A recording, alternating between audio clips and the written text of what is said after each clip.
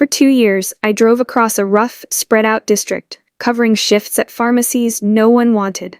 I was called a floater, and that meant long drives, last-minute schedule changes, and dangerous neighborhoods.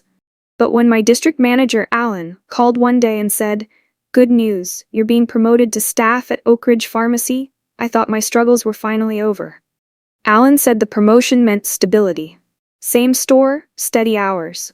But he added, "Staff pharmacists don't get mileage pay, of course." I was tired, overworked, and desperate for a break. I didn't argue. Looking back, that call was the beginning of it all. The lies, the burnout, the betrayal. I had no idea that Alan's promotion was never real. I was still listed in the system as a floater, which meant I had a right to every single mile I drove. And I had driven a lot of miles. The email that exposed the truth didn't come until 2 years later. That first week at Oak Ridge, I worked 5 12-hour shifts. It was a dangerous part of town. People loitered around the parking lot, and a coworker once warned me, "Always check your back seat before getting in your car." I lived over 100 miles away. Each day, I spent nearly 4 hours driving. But I stayed quiet. I needed this job. I asked Alan about mileage reimbursement since I hadn't seen anything for my final floater shift. He waved it off. "It's coming," he said. "Paperwork's slow these days."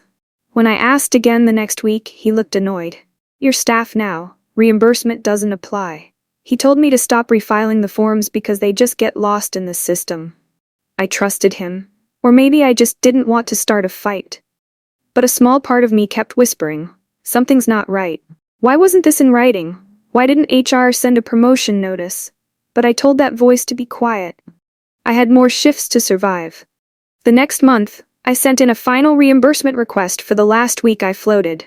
It was around $170. Nothing huge, but money I was owed. Alan called the next day. "You can't keep doing this," he said sharply. "If you go around me, I can't protect you. I'm the one approving your schedule now. Remember that."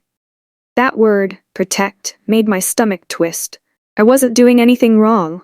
But his voice carried a warning, like I'd stepped out of line. He sounded nervous, not angry. That made me even more confused. I apologized, just to keep the peace. He hung up quickly. That night, I searched through the employee handbook for confirmation on promotions and mileage policy. There was nothing about staff pharmacists automatically losing eligibility. In fact, it said floaters were reimbursed for trips over 50 miles. No exceptions.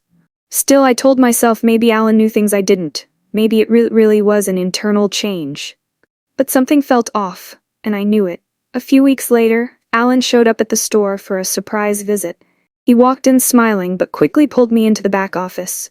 "Big news," he said. "Corporate approved your promotion officially. It's locked in now. You're Oak Ridge's staff pharmacist." I blinked. Wasn't I already staff? "Well, yes and no," he replied. "It's been informal, but this makes it official." No raise, no HR email, just Alan saying it out loud. Again, then came the catch. "As staff, no more mileage forms, okay? It'll only confuse accounting." There was no paperwork. No congratulations from the company. Just his words. He leaned back and added, "Let's keep this quiet until corporate updates their records." That stuck with me. Why would a company hide a promotion? Still, I nodded. I needed to keep my job. But deep down, I knew something was wrong. For months, I kept driving to Oak Ridge, 110 miles each way, without a single cent for gas. I told myself it was worth it for stability. But Alan's keep it quiet rule bothered me more and more. My coworkers never mentioned the promotion. HR never emailed. My paychecks didn't change. I checked the company portal one night, just to be sure. My role still said floating pharmacist. When I asked Alan about it, he said, "It takes time to update."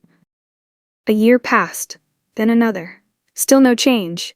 Anytime I asked about the role or past reimbursements, he brushed it off. "Focus on your work," he'd say. "Don't worry about old forms." I should have pushed harder, but I was tired, and the store was stressful. We had short staff, high theft rates, and almost no security. I worked through lunch breaks and skipped vacations. I told myself I was being loyal, but in truth, I was being used. Oak Ridge wore me down. It wasn't just the drive, it was the fear. Once, a customer tried to jump the counter. Another time, someone followed me to my car. I started carrying pepper spray and checking my mirrors constantly. The store manager called out sick often, so I ended up covering his duties. I handled medicine orders, inventory checks, customer complaints, all while being the only pharmacist on site. Some days, I cried in my car after work. I told myself I was just being dramatic, but the stress was real. I stopped filing for mileage. I stopped asking questions. Alan's voice echoed in my mind. It's your store now, your staff. But it never felt real. Each night, I drove home exhausted, barely staying awake. The gas prices kept rising, and my paychecks stayed the same. And through it all, I kept wondering, why did it all have to be a secret? One Friday night, I worked a 13-hour shift without a single break. When I finally locked up, my knees buckled. I sat in my car, hands shaking. My gas light was on again, and I realized I'd spent more on gas that week than I had on food. I hadn't taken a real day off in months. I was working non-stop and barely breaking even. At a red light, I looked at myself in the mirror. My face looked pale. My eyes were sunken. I didn't recognize myself. I called Alan. Can I request some help next week? I asked. He sighed. Your staff, remember? You're the one who knows that store best. I opened my mouth to argue, but nothing came out. He hung up. That night, I slept for 3 hours, then got up for another shift, and I kept telling myself, just hang on.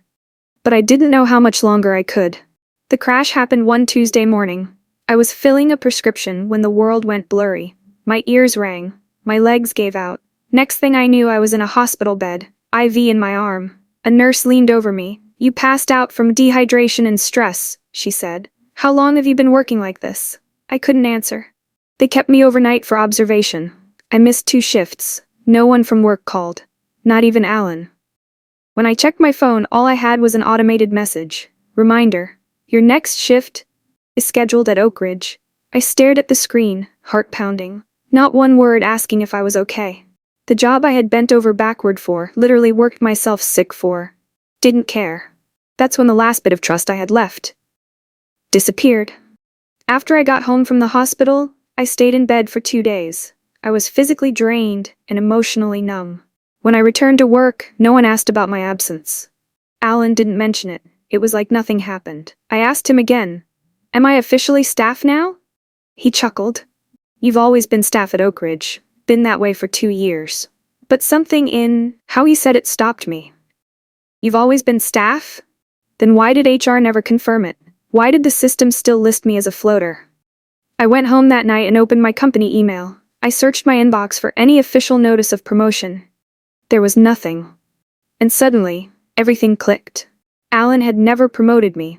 I was still a floater, which meant every mile, every gas receipt, every drive was reimbursable.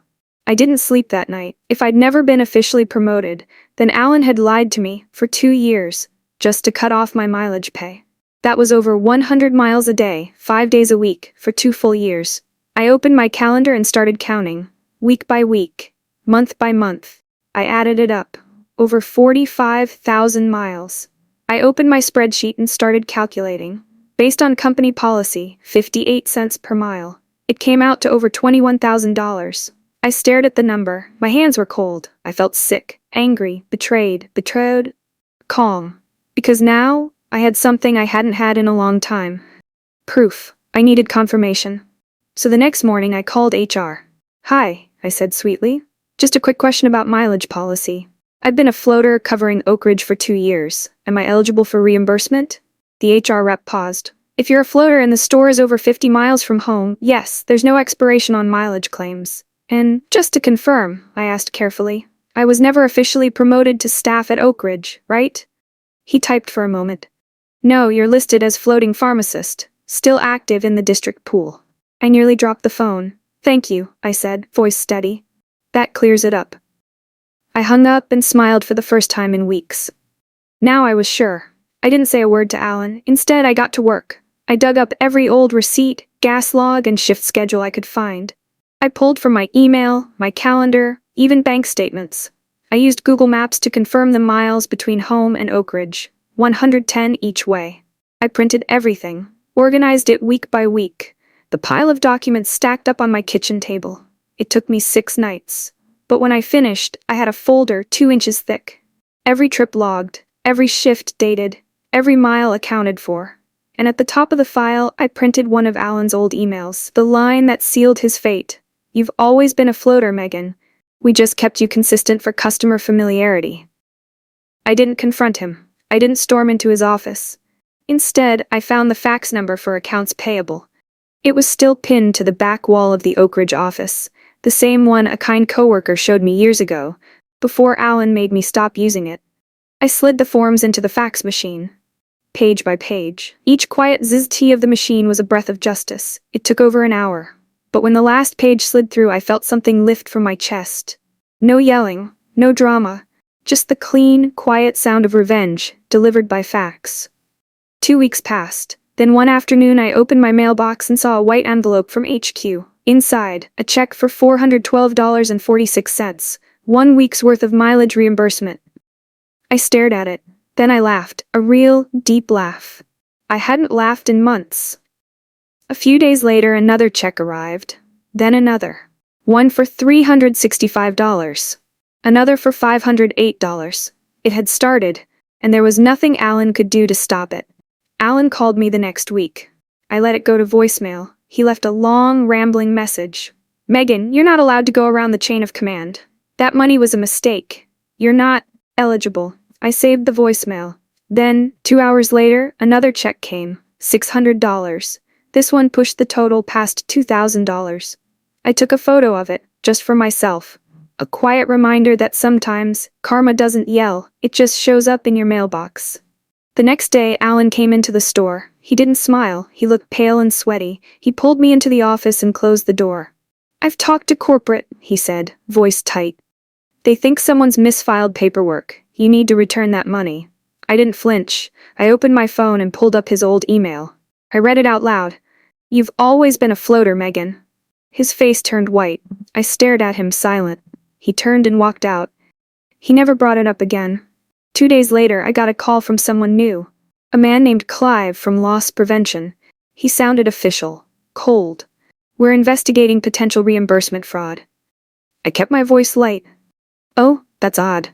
He started asking questions. Then I said, "Would it help if I forward you an email from Alan? The one where he confirms I was never promoted?" Silence. "Then yes, please send that." I emailed it over. An hour later, I got an email back. "Thank you. That clarifies everything." I smiled. The panic was no longer mine. The checks kept coming. Each one was proof. Week after week they arrived, some big, some small. I kept every pay stub in a folder labeled mileage, paid in full. By the end of the month, I'd passed $8,000. All tax-free, all mine.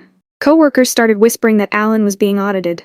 He looked tired, angry. He stopped visiting the store altogether, and still the checks rolled in. After 6 weeks, the total hit $21,076. I sat at my kitchen table staring at the final stub. Every mile, every drop of gas, every ignored request, paid back. I didn't feel loud joy. I felt peace. I had won, not with rage, not with revenge, but with proof. With silence, with patience, and with his own words. One last call came from Alan. I answered. His voice was quiet now. "If you had any decency," he said, "you'd return that money." I let him finish. Then I said, "You're right. I finally do have decency because I stopped letting people like you steal from me." I hung up. He never called again. 2 weeks later, I handed in my notice. 2 weeks, not 1 day longer. I left the letter on the counter. When Alan walked in and saw it, he just stared. "You're leaving already?" I nodded. "I've been on the road long enough." My last day felt surreal. Coworkers brought donuts, customers shook my hand. Even the store manager cried a little. I cleaned out my locker, tossed my name tag in the box, and looked around one last time. This store almost broke me, but it didn't win. 3 months later, I got a message from my old coworker, Joy. "Alan's gone," she wrote. "Fired. Officially. Something about mileage fraud violations." I just smiled, no celebration, no dancing, just a quiet, satisfied breath. Now I work at a small clinic 10 minutes from home. No drama, no long drives, no lies. I sleep well, I eat better, I smile more. And sometimes I still look at that email, the one where Alan confessed everything. One sentence. That's all it took to undo 2 years of lies. One morning, I sat at a cafe sipping coffee. I pulled out the folder of pay stubs and reread the final one. $21,076. I laughed softly. "Worth every mile," I whispered. And I meant it. Because sometimes the quietest revenge is the loudest victory of all.